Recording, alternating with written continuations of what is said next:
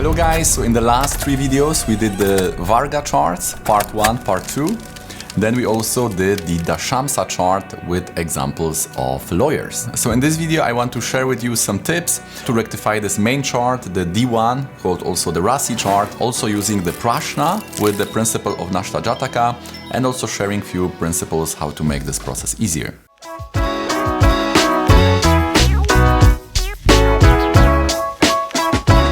As you can imagine, the birth time we have, even if it's documented, then it's not always super accurate. So the cutting of the umbilical cord is taken as the point of reference here.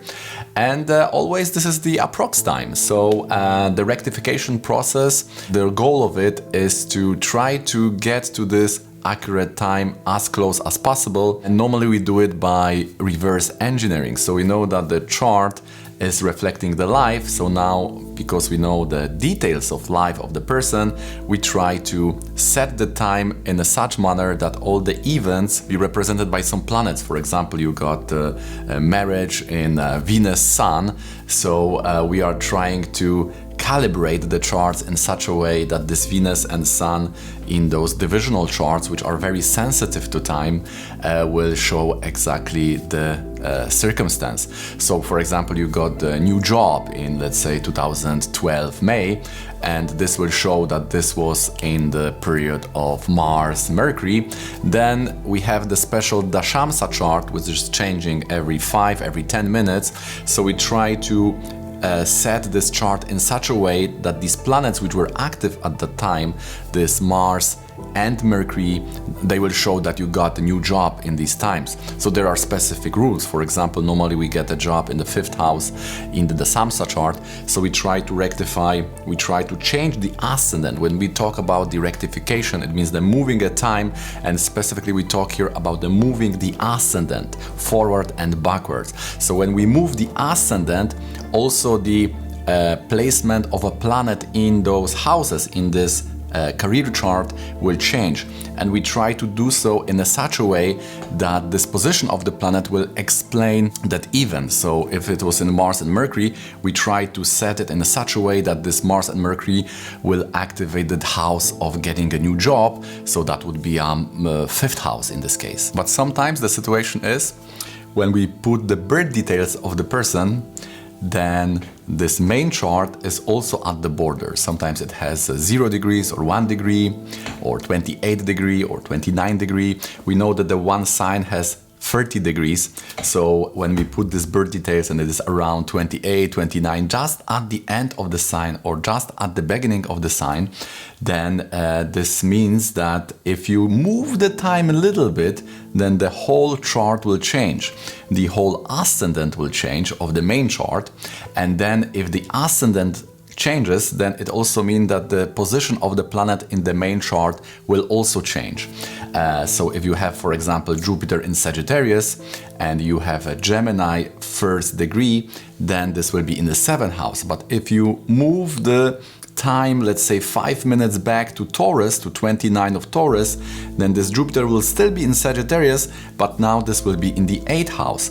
So now the position of the planet in the house will change, and of course the whole meaning will change, because 7th house is here about the relationship and 8th house is about the end or sustenance of relationship. So the meaning of that Jupiter is totally different now, and also the dasha is different, right? When Jupiter is in 7th house, it can support the sustenance of marriage.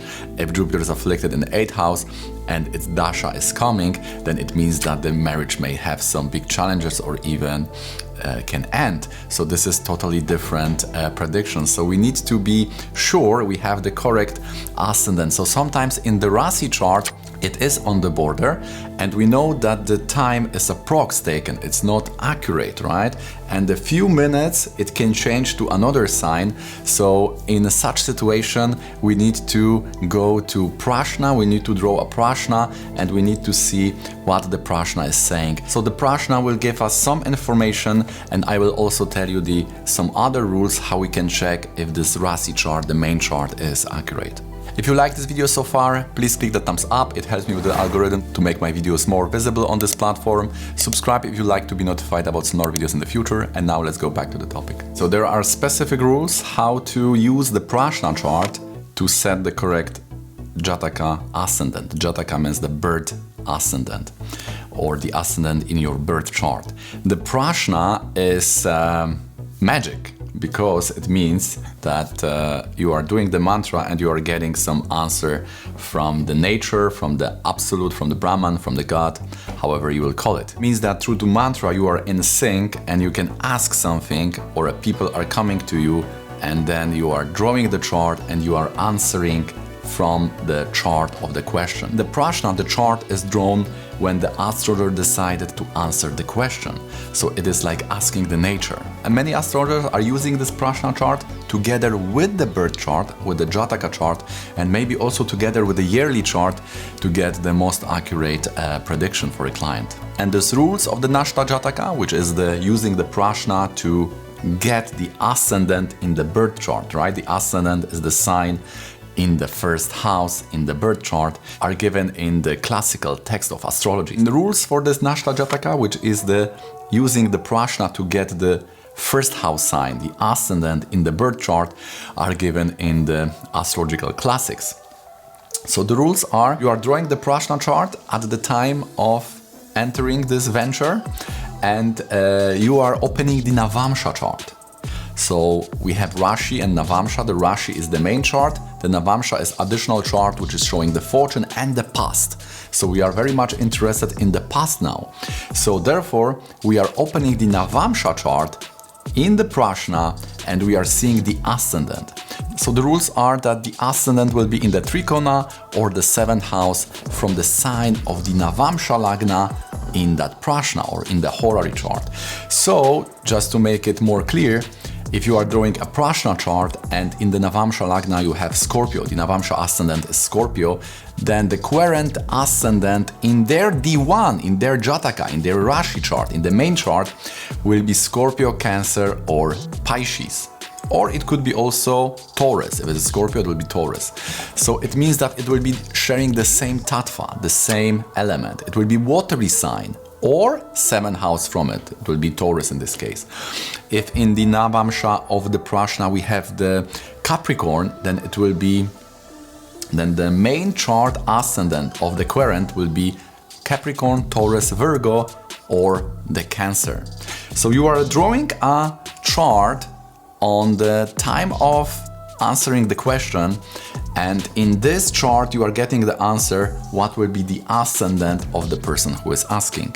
And we are using the Navamsha here, and the Navamsha ascendant will be in the Trikona or 7th. So this is how we use the Prashna to get the ascendant. So this is the first point. Now when we try to rectify the main chart based on the standard rules of this position of the planets or the timing, then we can divide it to a few parts. The first is based on the lords, second is based on the Karaka, the third is based on the Arudas, and the fourth is based on timing or dashas. Of course, if you know how the person looks like, then you can also, if you know what is the appearance of every ascendant, then also this can give you a hint that, oh, this person is more this sign and that. So based on our looks, this is also referring to some ascendant. Some ascendant have the specific characteristics. So also if you know these, you can use that to rectify the chart. So the first thing is about the lords. For example, we can see the position of the 10th lord. This will give us information about our work or the money project in our life.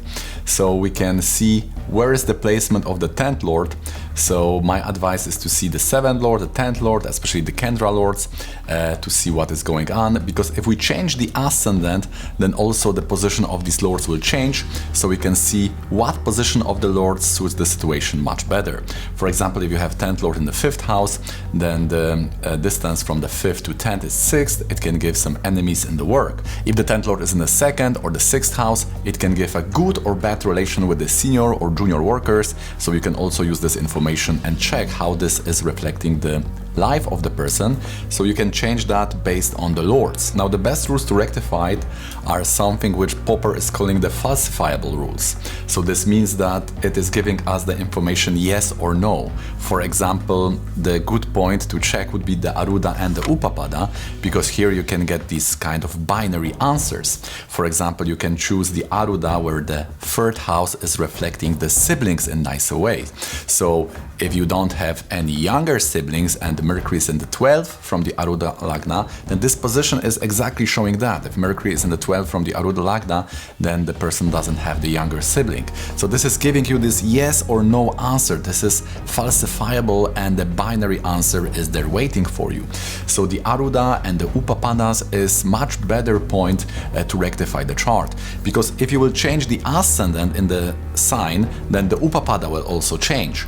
So if the person is married and you know also the ascendant of the wife, then you can also choose the ascendant in such a way that this Upapada will reflect the ascendant of the spouse.